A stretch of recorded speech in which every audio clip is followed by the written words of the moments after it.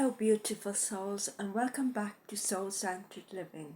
Today I want to explore something simple but deeply transformative, the spiritual side of everyday life. So often we think of spirituality as something that happens in sacred spaces or during quiet meditation. But what if I told you that most ordinary moments, brushing your teeth, making a cup of tea, walking to the shop, can hold profound depth and presence?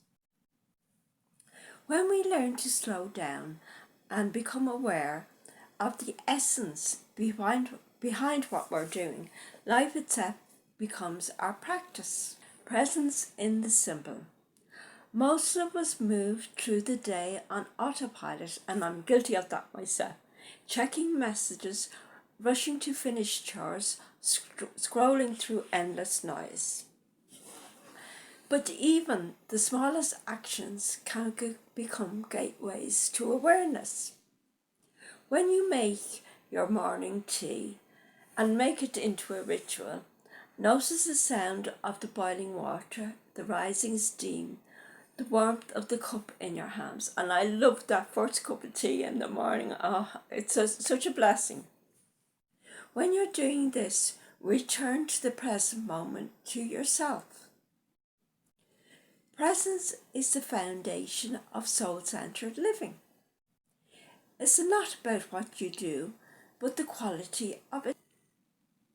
When you bring your full awareness to something, even a mundane task, and we all, our routines, that's why they're called routines, we just repeat these over and over again, but it's important to, find that sacred moment in that task, because it brings you back home to your own being. To the first time you done that task, the first time you made a cup of tea or whatever, So next we have mindful movement. The next time you're walking, maybe to work, to the bus stop, or just around home, try this.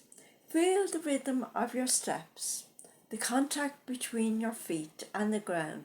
Notice the air against your skin. Listen to the sounds around you without labeling them or good or bad. Just notice them. This is not about escaping life. It's about entering it more deeply inside.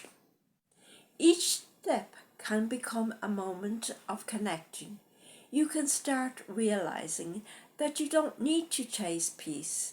It's already beneath your feet and within you, waiting for you to notice it. So just be aware every moment. Now the next part I want to talk about, the energy of intention. Every action we take carries the energy. The energy of how we do something is often more powerful than what we do. Sometimes, we're fussing and we're fiddling and, things don't get run down. But if you have order, like when you're making a cake or cleaning, just make sure you have all the ingredients. And if you're cleaning, always clean your space and, have a order in your life. Think of cleaning your space. It can be a chore. It's become a form of clearing our energy, and I love practicing. The Chinese art. I can't think of what it is at the moment. The art of flow. I'll remember soon.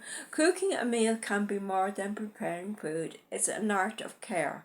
Folding laundry can be a moment of gratitude for warmth and comfort.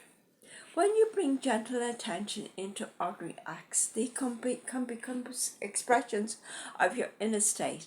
It's a subtle but beautiful shift.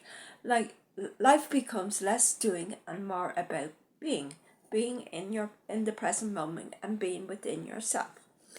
Conversations as mirrors. Even our interactions with others are part of the spiritual fabric of daily life. And notice how people are reacting to you. If you go into a shop and you're being served by someone, you just notice, their presence and how they relate to you and how you relate to them. Every person we meet reflects something, an emotion, a lettuce, or a mirror of ourselves. So it's important not to be rude to people in shops. When we listen deeply, not just to words, but the energy behind them, we start to sense this shared humanity in every exchange. Try this the next time you speak to someone. Pause before replying. Feel the silence before words. Let your presence do the listening. The more aware you are in conversations, the more genuine our connections with other people can be. This is soul-centered communication, rooted in compassion, not reaction. So think of, how you relate to other people and how they perceive you, and, not everyone's having a good day, everyone has their... The next bit I want to talk about is the silence and stillness, and I've talked about this before, and it's just so important to have those little moments. I had one this morning and I couldn't sleep. So I got up. We often think we need to fill every gap with sound or movement, but stillness is one of the most powerful teachers in everyday life.